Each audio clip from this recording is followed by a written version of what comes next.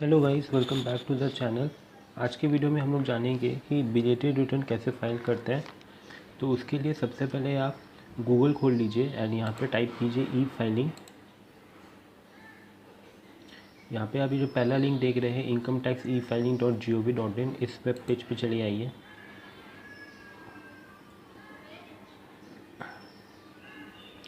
अब यहाँ पे सिंपली इसे क्रॉस कर दीजिए एंड क्लिक कीजिए लॉगिन हेयर। अगर आपने इस वेबसाइट पे अभी तक रजिस्टर नहीं किया है तो उसके लिए मैंने एक सेपरेट वीडियो बनाई है जिसमें मैंने बताया है कि इसमें रजिस्टर कैसे करना है। सो आप चाहो तो पहले वो वीडियो देख सकते हैं जिसकी लिंक अभी आई बटन पे फ्लैश कर रही है। सो अब मैं सिंपली यहाँ पे लॉगिन कर लेता हूँ। लॉगिन करने के लिए आपको यूज़र आईडी में अपना पैन नंबर देना है इन कैपिटल लेटर्स।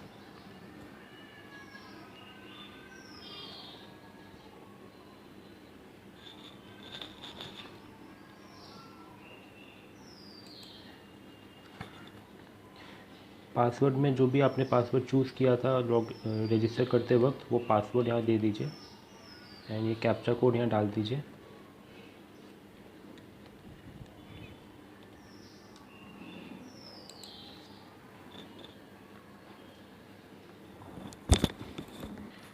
अब लॉगिन करने के बाद रिटर्न फाइल करने के लिए जो सबसे पहला काम आपको करना है अपना फॉर्म 26A चेक करना। तो उसके लिए आप माई अकाउंट में आइए एंड व्यू फॉर्म 26A पे क्लिक कीजिए। ये फॉर्म चेक करना इसलिए ज़रूरी है क्योंकि अगर इन केस आपका कोई TDS कटा हो या आपकी कोई ऐसी इनकम हो जिसके बारे में आपको पता भी ना हो तो वो आपको इस फॉर्म में दिख जाएगी, ताकि बाद में आप इनकम टैक्स नोटिस से बच सकते हैं।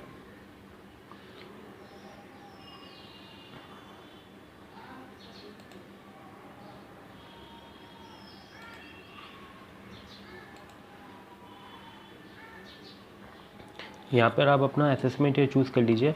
तो हम लोग जो रिटर्न फाइल कर रहे हैं वो फाइल कर रहे हैं 2019-20 फाइनेंशियल ईयर की। तो उसके लिए असेसमेंट ईयर होगा 2021 एंड इसे आप क्लिक कीजिए एज HTML एंड यहाँ पे क्लिक कीजिए व्यू पे। तो यहाँ आप देख लीजिए फाइनेंशियल ईयर 1920 लिखा हुआ आ गया है, साथ में असेसमेंट ईयर भी लिखा हुआ आ गया है। सो अब आप नीचे आइए तो यहाँ पे सब कुछ 00 लिखा हुआ आ रहा है, मतलब मेरा यहाँ पे कोई भी इनकम नहीं है जो फॉर्म 26A में आई है। सो मुझे यहाँ पे अब कुछ भी नहीं करना है, मैं सिंपली वापस अपने फॉर्म पे चलता हूँ। अगर आपका यहाँ पे कोई भी इनकम रहा तो आप उस इनकम को अपने ITR भरते समय ज़रूर से ऐड कर लीजिएगा। सो अब मैं वापस अपने फॉर्म में आ गया हूँ। अब मैं आज जाता हूँ डैशबोर्ड में। अब यहाँ पे आप क्लिक कीजिए व्यू रिटर्न्स एंड फॉर्म्स में देखने के लिए कि अगर आपने पिछले साल में कोई रिटर्न सबमिट किया है कि नहीं किया। सो यहाँ पे no E filing record found because ये मैं फ़र्स्ट टाइम रिटर्न फाइल कर रहा हूँ, पहले कभी रिटर्न फाइल नहीं किया। अगर आपने पहले रिटर्न फाइल किया तो वहाँ पे वो लिखा हुआ आ जाएगा। सो मैं सिंपली चूज़ करता हूँ filing of income tax return. यहाँ पे आपको अपना असेसमेंट ईयर चूज़ करना है। सो मैं जो अभी रिटर्न फाइल कर रहा हूँ वो असेसमेंट ईयर 2021 के लिए है, यानी कि फिनेंशियल ईयर 1920। साथ ही मैं अपने यहाँ पे ITR फॉर्म है मुझे यहाँ पे चूज़ करना है, तो मैं यहाँ पे अभी चूज़ कर लेता हूँ ITR फॉर्म। तो अगर आपका बिज़नेस इनकम है एंड अगर आप बिज़नेस के लिए ITR भर रहे हैं तो आप ITR 4 चूज़ कीजिएगा। अदरवाइज़ अगर आप सैलरीड इंडिविजुअल है तो आप ITR 1 चूज़ कीजिएगा। तो यहाँ पे मैं अभी ITR 4 चूज़ कर रहा हूँ क्योंकि मैं बिज़नेस इनकम के लिए ITR फाइल करूँगा। यहाँ पे आप चूज़ कर लीजिए original otherwise revise return and submission में आप चूज़ कीजिए प्रिपेयर एंड सबमिट ऑनलाइन। ये करने के बाद आपको यहाँ पर कंटिन्यू बटन पे क्लिक करना है। अगर आप हिंदी फॉर्म यूज़ करना चाहते हैं तो आप इस चेक बॉक्स को टिक कर दीजिए, तो फॉर्म आपका हिंदी में खुलेगा। अब मैं यहाँ कंटिन्यू पे क्लिक करता हूँ।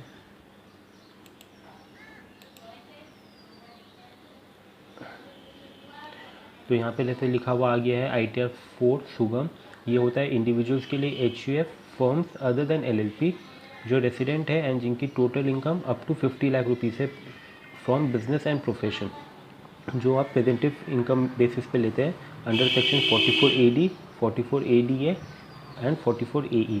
ये 44AD ADA AE क्या होती है इसके लिए मैंने एक सेपरेट वीडियो बनाई है जिसका लिंक अभी आई बटन पे फ्लैश कर रहा है, आप चाहो तो जाकर देख सकते हो इन सेक्शंस के डिटेल्स जानने के लिए। सो यहाँ पे अब चलिए हम लोग अपना ITR फॉर्म फाइल करते हैं। ITR फॉर्म फाइल करने के लिए सबसे पहले आपको जनरल इन्फॉर्मेशन में आना है एंड यहाँ पे आप अपना बेसिक डिटेल्स चेक कर लीजिए, ये ऑटोमेटिकली प्रीफिल होकर ही आती है। ये सब देखने के बाद आप नीचे आ जाइए, यहाँ पे पूछ रहा है पहला चीज़ नेचर ऑफ़ एम्प्लॉयमेंट। सो अगर आप कहीं जॉब करते हैं तो यहाँ पे उस हिसाब से सिलेक्ट कीजिए, अदरवाइज़ आप इसे नॉट एप्लीकेबल चूज़ कर लीजिए। फिर यहाँ पे पूछ रहा है फाइल अंडर सेक्शन। सो यहाँ पे आपको फाइल अंडर सेक्शन ये ऑटोमेटिकली फिल होकर आती है। तो ये मैं यहाँ पे बता दूँ, अगर आप ड्यू डेट से पहले रिटर्न फाइल कर रहे हैं तो आपको 139(1) चूज़ करना पड़ेगा। बट अगर आप ड्यू डेट के बाद रिटर्न फाइल कर रहे हैं तो उस केस में आपको 139(4) चूज़ करना पड़ेगा। आफ्टर द ड्यू डेट ये 139(4) आफ्टर ड्यू डेट को ही बिलेटेड रिटर्न कहा जाता है। तो बस ये ऑटोमेटिकली चूज़ अभी यहाँ पे सिलेक्ट किया हुआ है तो मैं इसे वो रहने देता हूँ बिलेटेड रिटर्न फाइल करने के लिए। अब यहाँ पे कुछ क्वेश्चन पूछ रहे हैं तो इसे आप एक बार पढ़ लीजिए। यहाँ पूछ रहे हैं कि अगर आप 7th शेड्यूल में अपना रिटर्न फाइल कर रहे हैं, ये 7th शेड्यूल उन लोगों को फाइल करने की ज़रूरत है कि अगर आपको ऐसे तो रिटर्न फाइल करने की ज़रूरत नहीं है, बट आप रिटर्न फाइल कर रहे हैं ये 3 कारणों की वजह से। अगर आपने 1 करोड़ से ज़्यादा का कैश डिपॉजिट किया है अपने बैंक अकाउंट में, या फिर आपने फॉरेन ट्रैवल किया है जिसमें आपने 2 लाख रुपये से ज़्यादा का खर्चा किया है, या फिर अगर आपने पूरे साल में 1 लाख रुपये से ज़्यादा का इलेक्ट्रिसिटी बिल पे किया है। अगर इन तीनों में से अगर आंसर येस है एंड आप उस रीज़न से रिटर्न फाइल कर रहे हैं तो आपको इस ऑप्शन को येस करना पड़ेगा, अदरवाइज़ आप इसे सिंपली नो कर दीजिए। जहाँ पे आप जैसे येस करते हैं तो ये सब टैब एक्टिवेट हो जाती है। तो इनमें से जो भी चीज़ एप्लीकेबल है आप उसे येस कर यहाँ पे अमाउंट फिल कर दीजिए, एंड जो एप्लीकेबल नहीं है उसे आप सिंपली नो कर दीजिए। तो मेरे केस में अभी ये तीनों ही चीज़ें एप्लीकेबल नहीं है, तो मैं नॉर्मल रिटर्न फाइल कर रहा हूँ। मैं इन रीजंस की वजह से रिटर्न फाइल नहीं कर रहा हूँ। सो अगर आप नॉर्मली रिटर्न फाइल कर रहे हैं एंड उसके बाद भी अगर इन तीनों में से कोई रीज़न आप सेटिस्फाई कर भी देते हैं तो उस केस में भी आपको इसे नो ही करना है। ये सिर्फ तभी येस करना है जब आपको रिटर्न फाइल करने की कोई ज़रूरत नहीं थी, आपकी इनकम कम 2.5 लाख रुपये से कम थी एंड आपके ऊपर रिटर्न फाइलिंग ऑब्लिगेशन नहीं था, बट इन 3 रीजंस के वजह से आपको अब रिटर्न फाइल करना पड़ रहा है, तो ही आपको इस ऑप्शन को येस करना है, अदरवाइज़ इसे आप नो ही रहने दीजिए। अब इसके बाद आप नीचे आ जाइए, यहाँ पे भी इस ऑप्शन को नो कर दीजिए। यहाँ पे पूछ रहा है कि आपका रिटर्न क्या कोई रिप्रेजेंटेटिव एसईसी फिल कर रहा है। सो नॉर्मली हम लोग अपना रिटर्न खुद ही फाइल करते हैं या किसी सीए से करवाते हैं, तो उस केस में भी आपको इसे नो ही चूज़ करना है एंड रिप्रेजेंटेटिव एसईसी में येस नहीं करना है। ये तब येस होता है जब इन केस जिसकी रिटर्न फाइल हो रही है वो अब उनकी डेथ हो गई है, तो उनके बिहाफ में कोई और ये रिटर्न फाइल कर रहा है उनके लिए, तो उस केस में ये इस ऑप्शन को येस करना पड़ता है और यहाँ पे उस रिप्रेजेंटेटिव का सारी डिटेल्स देनी पड़ती है। तो यहाँ पे आप फॉर्म को सेव ड्राफ्ट कर लीजिए एंड फिर आप नेक्स्ट पेज पे चले आइए। अब नेक्स्ट पेज में आपको अपनी इनकम डिटेल्स देनी है। तो पहले तो यहाँ पे ग्रॉस सैलरी के डिटेल्स मांगा है। इनकेस अगर आप बिज़नेस के साथ कहीं जॉब भी करते हो तो आप यहाँ पे अपनी सैलरी डिटेल्स दे सकते हो। तो मेरे केस में तो यहाँ पे कुछ भी सैलरी डिटेल्स नहीं आएगी। साथ में अगर आपका कोई घर है जिसे आपने रेंट पे दिया है तो आप यहाँ पे वो सारी डिटेल्स यहाँ पे फिलअप कर सकते हो। बट अगर आपका खुद का घर है एंड आपने रेंट पे नहीं दिया है बट आप उस पर इंटरेस्ट पे करते हो, आपने होम लोन लेकर रखा है, तो आप वो कितना इंटरेस्ट पे कर सकते हो उसकी डिटेल्स आप यहाँ पे दे सकते हो। उसका अमाउंट मैक्सिमम 2 लाख रुपए तक की आपको डिडक्शन मिल जाएगी। तो अगर आपने कोई इंटरेस्ट पे किया है तो उसकी डिटेल्स यहाँ पे दे दीजिए। फिर आ जाता है इनकम फ्रॉम अदर सोर्स। अगर आपके बिज़नेस के अलावा भी और कहीं से इनकम होती है तो उसकी डिटेल्स आपको यहाँ पे फिलअप करनी है। सो यहाँ पे आप चूज़ कर लीजिए। तो पहला है सेविंग्स अकाउंट, फिर है डिपॉजिट यानी कि फ़िक्स डिपॉजिट से अगर कोई इनकम हो, फिर है इनकम टैक्स रिफंड पे अगर आपको कोई इंटरेस्ट मिला है, या अगर आपको फैमिली पेंशन मिलती हो, या फिर अगर एनी अदर इनकम जैसे कि गिफ्ट, लॉटरी या कोई भी और इनकम अगर आपकी हुई हो तो यहाँ पे इंटरेस्ट और सेविंग्स अकाउंट में दे देता हूँ अपना।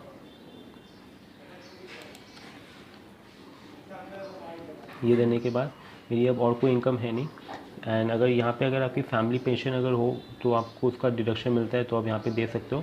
पहले तो आपको यहाँ पे फैमिली पेंशन जो ऑप्शन है इसमें क्लिक करना पड़ेगा, उसकी अमाउंट भरनी पड़ेगी। फिर आप डिडक्शन के लिए ये ऑटोमेटिक टैब तब एक्टिवेट हो जाएगा एंड डिडक्शन के लिए आप यहाँ पे अमाउंट दे सकते हो। फिर उसके बाद यहाँ पूछ रहा है कि अगर आपने कोई टैक्स सेविंग इन्वेस्टमेंट में अगर पैसा इन्वेस्ट किया होगा आफ्टर द ड्यू डेट, यानी कि नॉर्मली टैक्स सेविंग इन्वेस्टमेंट में हमें 31 मार्च तक इन्वेस्ट करना पड़ता है, बट क्योंकि पिछले साल गवर्नमेंट ने इसकी टाइम ड्यू डेट बढ़ाई थी फ्रॉम 1 अप्रैल टिल 31 जुलाई। सो अगर आपने उस बीच में अगर इन्वेस्टमेंट किया है तो अब इसे येस कीजिए, अदरवाइज़ इसे आप सिंपली नो कर दीजिए। एंड यहाँ पे अगर आपने LIC, PPF या principal repayment of house loan में किया है तो आपको ATC में देना है, जिसमें आपको 1.5 लाख रुपये तक की मैक्सिमम डिडक्शन मिलती है। एंड ये बाकी सारी pension fund scheme of central government में अगर आपने कुछ इन्वेस्ट किया है तो आपको जो भी एप्लीकेबल है उस हिसाब से आपको यहाँ पे बस अमाउंट फिल करते जाना है। अगर कुछ भी नहीं है तो आप इसे सिंपली ब्लैंक छोड़ दीजिए। ये ATD होता है मेडिक्लेम के लिए, अगर आपने मेडिक्लेम पे किया है तो आप इसमें डिडक्शन ले सकते हो। साथ में अगर आपने एजुकेशन लोन लिया है तो हायर एजुकेशन के लिए, तो उसके में अगर आपने कोई इंटरेस्ट पे किया है तो आप यहाँ पे दे सकते हो। फिर अगर आपने किसी का मेडिकल ट्रीटमेंट के लिए पैसे खर्च किए हैं और फॉर स्पेसिफाइड डिजीज़, तो आप यहाँ पे सेलेक्ट करके अमाउंट को यस कर सकते हो। एंड अगर आपने किसी ऐसे पर्सन के लिए मेडिकल खर्चा किया है जो पर्सन विद डिसेबिलिटी, तो उसके लिए भी आप यहाँ पे डिडक्शन क्लेम कर सकते हो। यहाँ पे है अगर आपने इंटरेस्ट लिया है फॉर रेजिडेंशियल हाउस प्रॉपर्टी, सो अगर आपने ये ATEE में एडिशनल डिडक्शन मिलता है रेजिडेंशियल हाउस प्रॉपर्टी में। मैंने आपको ऊपर भी दिखाया कि यहाँ पे आप इंटरेस्ट क्लेम कर सकते हो जितना भी आपने लोन पे इंटरेस्ट है, बट अगर इस ATEE में भी आप इंटरेस्ट क्लेम कर सकते हो, बट इसके लिए आपको कुछ कंडीशन फुलफ़िल करनी पड़ती है। तो वो अगर आप फुलफ़िल करते हो तो यहाँ डिडक्शन ले सकते हो, अदरवाइज़ नहीं। बट ऊपर में कोई भी कंडीशंस नहीं है, वहाँ पे आप डिडक्शन ले सकते हो। फिर अगर आपने कोई इलेक्ट्रिसिटी व्हीकल परचेज़ किया हो तो उसके लिए भी आपको डिडक्शन मिलती है। अगर आप किराए के घर में रहते हो तो आप ATEE में डिडक्शन क्लेम कर सकते हो। फिर अगर आपने कहीं डोनेशन दिया है जैसे PM केयर फंड या फिर सेंट्रल आपकी स्टेट गवर्नमेंट की कोई फंड में, तो आप यहाँ पे ATG में डिडक्शन क्लेम कर सकते हो। ATGC में अगर आप पॉलिटिकल पार्टी को कोई डोनेशन दिया तो उसके लिए आप डिडक्शन क्लेम कर सकते हो। ATTTA में अगर आपका सेविंग बैंक इंटरेस्ट है तो आप ATTTA में डिडक्शन क्लेम कर सकते हो अप टू मैक्सिमम ऑफ ₹10,000। तो मेरा यहाँ पे इनकम था सेविंग बैंक इंटरेस्ट, तो मैं यहाँ पे डिडक्शन क्लेम कर लेता हूँ। एंड अगर आप सीनियर सिटीज़न हो तो आप ATTTA में डिडक्शन क्लेम नहीं करके ATTB में डिडक्शन क्लेम करोगे। अगर आपकी एज 60 ईयर्स है उससे ज़्यादा है तो ये ऑटोमेटिकली एक्टिवेट हो जाता है अगर आपकी एज 60 ईयर्स है, क्योंकि यहाँ पे फिर अगर आप पर्सन विद डिसेबिलिटी है तो आप ATU में भी डिडक्शन क्लेम कर सकते हो यहाँ पे चूज़ करके। तो ये सब करने के बाद अगर आपको नीचे आना है, यहाँ पे नीचे आने के बाद यहाँ पे आपकी टोटल इनकम ऑटोमेटिकली कंप्यूट हो जाएगी। अभी एक नहीं आ रहा, ज़ीरो आ रहा, बिकॉज मैंने अपनी बिजनेस डिटेल्स यहाँ पे नहीं दी है। तो उसके लिए आप नेक्स्ट पेज पे आ जाइए। एंड यहाँ पे ऊपर आने के बाद आपको सबसे पहले अगर आप 44 AD ले रहे हैं तो आपको यहाँ पे अपना नेम ऑफ द बिज़नेस देना है।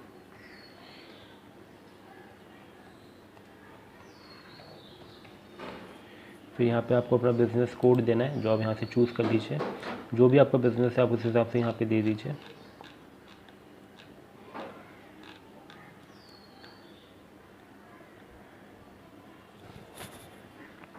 तो यहाँ अपना बिज़नेस कोड देने के बाद अब आपको यहाँ पे gross turnover and gross receipt देना है। अगर आपने अपना सारा जितना भी कैश में रिसीव किया है अपने सेल के कंसिडरेशन को, तो अब वो कैश वाला को एनी अदर मोड में दीजिए। अगर आपने बाय अकाउंट पे चेक, ड्राफ्ट या फिर इलेक्ट्रॉनिक पेमेंट सिस्टम के थ्रू रिसीव किया है अपनी सेल को, तो अब इसे ए में दे दीजिए। एंड आपको ए में मिनिमम इनकम 6% दिखानी है, एंड जो आपने कैश में रिसीव किया है उसमें मिनिमम इनकम 8% दिखानी है। ये मिनिमम लिमिट है, आप चाहो तो इससे ज़्यादा भी दिखा सकते हो। तो मेरी जो इस साल की सेल थी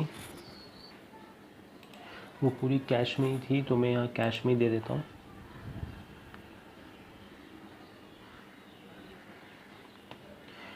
अब मैंने सिर्फ यहाँ कैश में दिया तो मुझे मिनिमम 8% दिखाना ही पड़ेगा, बट मैं चाहूँ तो इससे ज़्यादा भी दिखा सकता हूँ। तो मैं यहाँ थोड़ा ज़्यादा दिखा रहा हूँ अपना।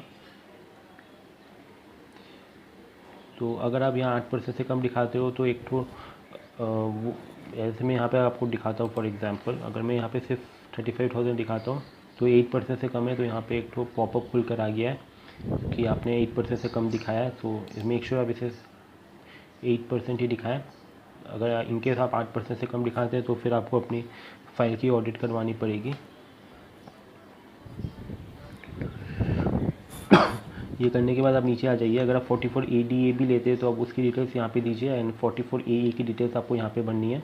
तो मेरे केस में सब कुछ नहीं है तो मैं इसे ब्लैंक ही छोड़ देता हूँ। फिर अगर आपके पास GST नंबर है तो आप अपनी GST नंबर यहाँ दे दीजिए, एंड GST में आपने कितना टर्नओवर दिखाया है उसकी डिटेल्स आप यहाँ दे दीजिए। तो मेरा तो GST नहीं है, बट अगर इनकेस आप में से किसी का अगर GST है तो मेक श्योर आप यहाँ पे जो टर्नओवर दिखा रहे हैं एंड यहाँ पे जो टर्नओवर दिखा रहे हैं बिल्कुल मैच होनी चाहिए। मिसमैच होने से आपको फिर नोटिस आ सकती है। फिर यहाँ पे आपको कुछ बेसिक डिटेल्स देनी पड़ेगी, जैसे कुछ डिटेल्स कंपलसरी है। मैं आपको बता देता हूँ क्या क्या देना कंपलसरी है। जो दिए बगैर आप फॉर्म को सबमिट नहीं कर पाएंगे। तो सबसे पहला सन्ड्री क्रेडिटर्स, इसे आप ज़ीरो कर दीजिए। अगर है तो उसे दे दीजिएगा, मेरे केस में 0 है तो मैं 0 दे रहा हूँ। फिर आ जाता है एक इन्वेंटरी, तो इन्वेंटरी इसे आप ओके कर दीजिए सिंपली। ये आपको फॉर्म को ड्राफ्ट को सेव करने बोल रहा है, बस कर दिया। एंड इन्वेंटरी में दे देता हूँ अपना।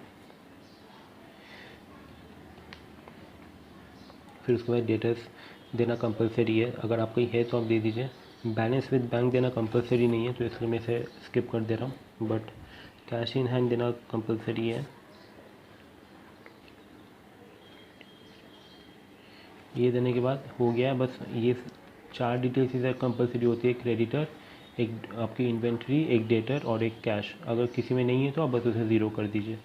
सो ये भरने के बाद अब मैं इससे आगे अब मैं वापस से पीछे वाले पेज में चलता हूँ, जाके जो कि थी इनकम डिटेल्स। पहले एक बार सेव ड्राफ्ट कर देता हूँ। अब आप देखिए यहाँ पे ऑटोमेटिकली इनकम फ्रॉम बिजनेस आ गई है मेरे ऊपर में 4,35,882 एंड टोटल इनकम मेरा आ गया 4,35,988। एंड यहाँ पे मैंने डिडक्शन ली थी 106 रुपये की, जो मेरी सेविंग बैंक इंटरेस्ट थी, interest on savings account.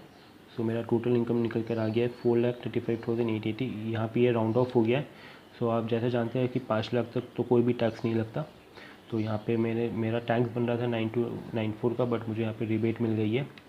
So and बस क्योंकि मैं ड्यू डेट के बाद रिटर्न फाइल कर रहा हूँ, तो मुझे यहाँ पे फ़ीस पे करना पड़ेगा अंडर सेक्शन 234F 1000 रुपीज़ का। तो ये ऑटोमेटिकली कैलकुलेट होकर आ गया है। सो अभी हम लोग इसका पेमेंट करेंगे, बट उससे पहले आपको यहाँ पे दिखा देता हूँ। तो ये वाली जो पेज है, ये वाली डिटेल्स ऑटोमेटिकली फिलअप होकर आ जाती है। ये TDS की डिटेल्स होती है, अगर आपको कोई TDS कटा हो तो वो इस कॉलम में आपको दिखेगा। एंड अगर आप जॉब करते हैं तो सैलरी पे कोई TDS कटने से वो यहाँ पे आ जाती है। तो यहाँ पे आपको कुछ नहीं करना है, ये जो भी होती है ऑटोमेटिकली आती है। हाँ, इस पेज पे आपको करना है। तो पहला तो मैंने आपको दिखाया, यहाँ पे ये टैक्स आ गया है, तो हमें इस टैक्स को पे करना है। बट उसके पहले अगर आपकी कोई एग्जाम्प्ट इनकम है इस साल की, तो आप वो यहाँ पे दिखा सकते हो।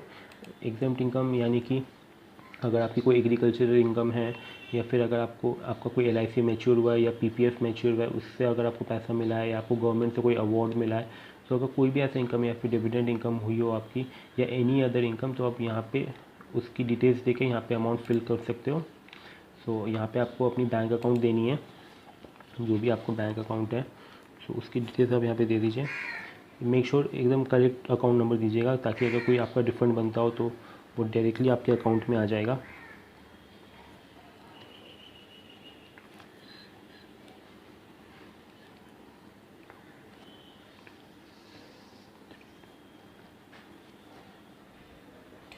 अब आपको यहाँ पे इसे सेलेक्ट कर देना है। अगर आपकी एक से ज़्यादा बैंक अकाउंट है तो आप यहाँ पे ऐड कर कर अपनी बाकी बैंक अकाउंट की भी डिटेल्स दे सकते हैं।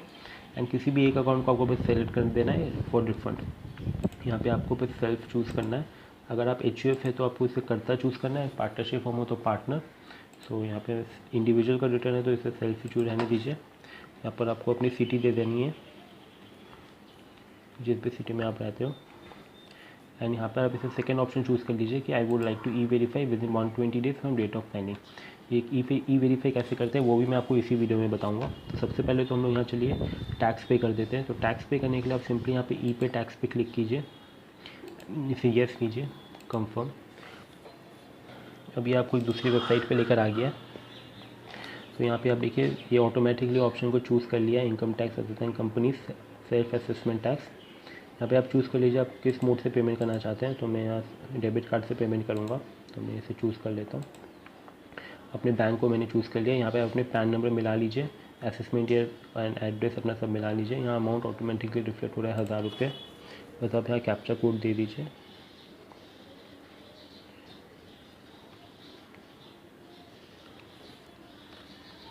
प्रोसीड पे क्लिक कीजिए। देखिए यहाँ रिफ्लेक्ट हो रहा है फाइनेंशियल ईयर इस 1920 for the above assessment year selected. तो हम लोग 1920 का ही रिटर्न अभी फाइल कर रहे हैं। यहाँ पे एग्री पे क्लिक कीजिए and submit to the bank.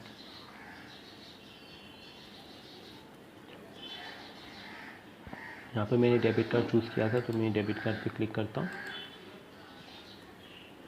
यहाँ पर आपको अकाउंट नंबर देना है अपना। उसके बाद आप प्रोसीड बटन पे क्लिक कर दीजिए।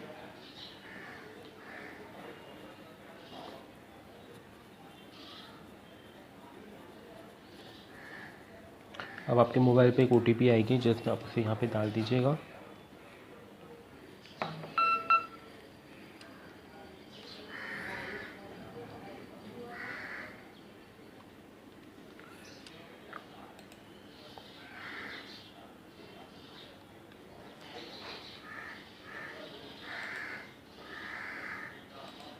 आप इस कार्ड को आप सेलेक्ट कर लीजिए, जो भी आपकी कार्ड है, फिर क्लिक कीजिए कंफर्म बटन पे। एंड यहाँ पे आपको अपनी कार्ड की डिटेल्स देनी है सारी, कौन से मंथ में एक्सपायर होगा, कौन सी ईयर में एक्सपायर होगा, कार्ड होल्डर का नेम,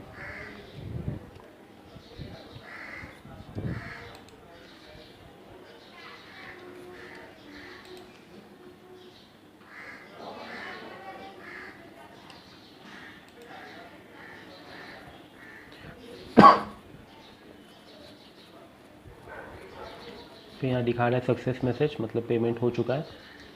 अब आपको बस, सॉरी पेमेंट हुआ नहीं था, अब आपको पेमेंट यहाँ पे करनी है। तो हमारा जो था वो टैक्स नहीं था, बेसिकली वो फ़ीस थी, तो मैं ये अदर्स में डाल देता हूँ। ये 1000 रुपये हो गए। फिर अब इसे कंफर्म पे क्लिक कीजिए। फिर एक बार वापस से वेरीफाई कर लीजिए सारी details. 1000 rupees self assessment tax confirm. ये करने के बाद यहाँ पे इसे डाउनलोड कर लीजिए PDF पे। PDF में डाउनलोड होने के बाद अब इसे लॉग आउट कर दीजिए। अब ये लॉग आउट हो गया। अब मैं आपको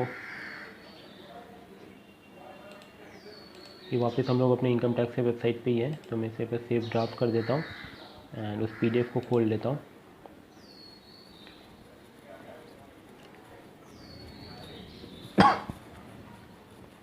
अब ये PDF की डिटेल्स हमें अपने इनकम टैक्स के फॉर्म में भरनी है, तो उसके लिए आप टैक्स डिटेल्स पे आ जाइए एंड एकदम नीचे आ जाइए।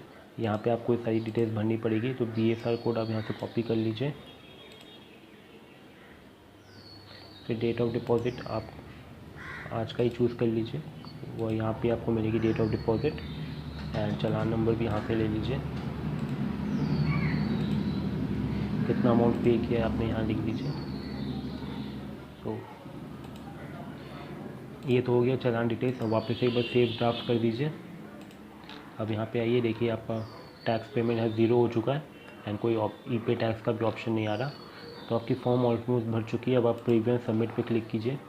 अब यहाँ पे अगर आपने कुछ गलती कर दी है तो ये ऑटोमेटिकली आपको वहाँ ले आएगा, तो उसे आप यहाँ चूज़ कर लीजिए। ये पूछ रहा है बेसिकली अगर आपने मेडिक्लेम करवाया है अपने फैमिली का, तो आपने येस करवाया है तो आप इसे येस चूज़ करके अमाउंट फिल कर दीजिएगा, अदरवाइज़ इसे आप नो रहने दीजिए।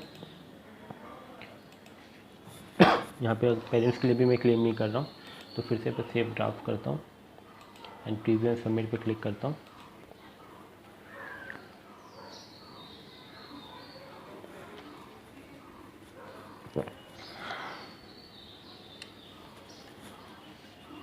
अभी प्रीव्यू जनरेट हो चुका है, बस आप एक बार इस प्रीव्यू के ऊपर वेरीफाई कर लीजिए सबमिट करने से पहले। अब प्रीव्यू को एक बार देखने के बाद आप यहाँ से सबमिट कर सकते हैं। अगर आपको कुछ इसमें करेक्शन करना है तो यहाँ से एडिट कर सकते हैं।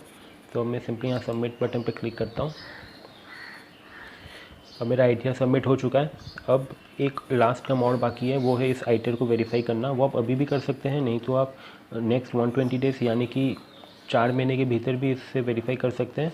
तो वापस अगर आप दूसरी बार वेरीफाई करते हैं, अभी इमीडिएटली वेरीफाई नहीं करते, तो आपको डैशबोर्ड पे ही आना है and view details and forms option पे देखना है। अदरवाइज आप यहाँ डायरेक्टली E-वेरीफाई पे क्लिक कीजिए। अभी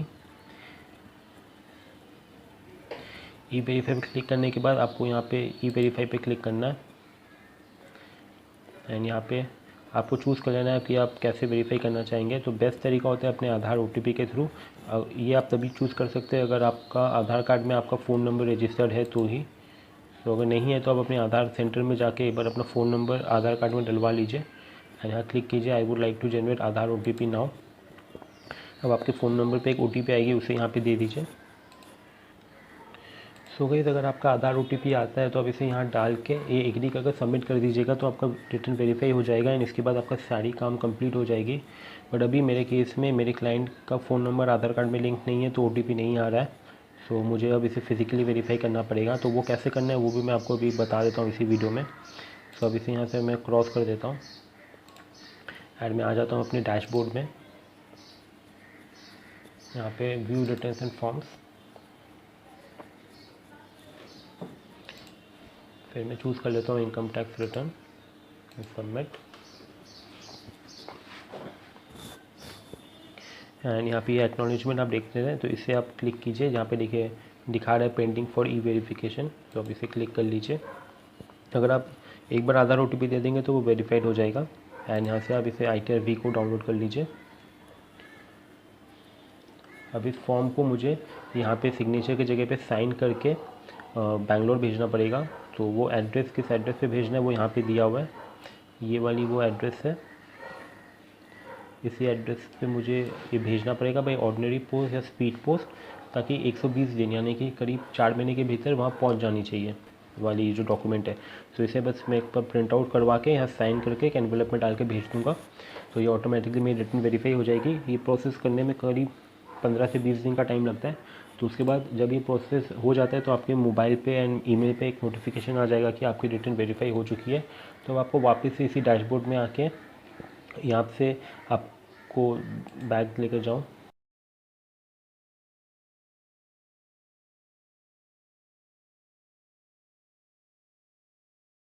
तो वहाँ पे वो रिटर्न वेरीफाइड दिखाएगा यहाँ पे। एंड जब आप एक्नॉलेजमेंट में क्लिक करेंगे तो आपकी एक तो स्टेटमेंट निकल आ जाएगी, जिसे हम ITR V की स्टेटमेंट बोलते हैं। तो वो स्टेटमेंट आप चाहो तो अगर आपको बैंक में या कहीं और सबमिट करना हो तो आप सबमिट कर सकते हो, अदरवाइज़ आप उससे सिंपली प्रिंट आउट करके अपने फाइल में मेंटेन रख सकते हो। तो वो स्टेटमेंट अभी तो नहीं निकलेगा बिकॉज मेरी रिटर्न अभी वेरीफाइड नहीं है। तो जैसे ही वो स्टेटमेंट निकलता है तो मैं आपको एक तो एग्जाम्पल के थ्रू उसका मैं आपको एक दिखा देता हूँ कि वो किस फॉर्मेट में निकलता है। तो ये वाली वो स्टेटमेंट है ITR V वाली। जब आपका रिटर्न वेरीफाई हो जाएगा तो इस फॉर्मेट में आपकी स्टेटमेंट आएगी, जिसमें आपका टोटल इनकम मेंशन रहेगा यहाँ पे, जितना भी आपका टोटल इनकम होगा। एंड ये आपकी पूरी डिटेल्स रहेगी। यहाँ पे लिखा हुआ भी आएगा कि do not send this acknowledgement to CPC Bengaluru. So ये एक फाइनल डॉक्यूमेंट है जो आपके पास होनी चाहिए। तो यहाँ पे आपकी इनकम टैक्स रिटर्न फाइलिंग की प्रोसेस कंप्लीट हो जाती है। सो बस यही थी गाइस फाइल करने की प्रोसेस बिलेटेड रिटर्न को। सो सेम प्रोसेस है original return as well as belated return file करने के लिए, खाली मैंने आपको बताया कि सेक्शन नंबर अलग हो जाती है। अगर आप ओरिजिनल रिटर्न फाइल कर रहे हो तो वहाँ पे सेक्शन होगी 139(1) एंड बिलेटेड रिटर्न के लिए सेक्शन 139(5). सो आई होप आपको ये वीडियो इन्फॉर्मेटिव एंड यूज़फुल लगी होगी। अगर आपको कुछ भी डाउट होता है या आपको कोई भी तकलीफ होती है अपने इनकम टैक्स रिटर्न को फाइल करने के लिए तो मुझसे आप कमेंट सेक्शन में पूछ सकते हो। साथ ही अगर आपको कोई गाइडेंस चाहिए इनकम टैक्स रिटर्न फाइल करने में, अगर आप खुद से रिटर्न फाइल नहीं कर पा रहे हो तो मैंने डिस्क्रिप्शन में अपना ईमेल आईडी दे दिया, आप मुझे ईमेल आईडी पे कांटेक्ट कर सकते हो। I will help you to file your income tax return. So बाकी आज के वीडियो को बस अब इतना ही रखते हैं। Thank you guys for watching. अगर वीडियो पसंद आया एंड वीडियो को लाइक कीजिएगा एंड चैनल को सब्सक्राइब कर लीजिए and press the bell icon ताकि आप कोई भी इंपॉर्टेंट अपडेट मिस ना करें।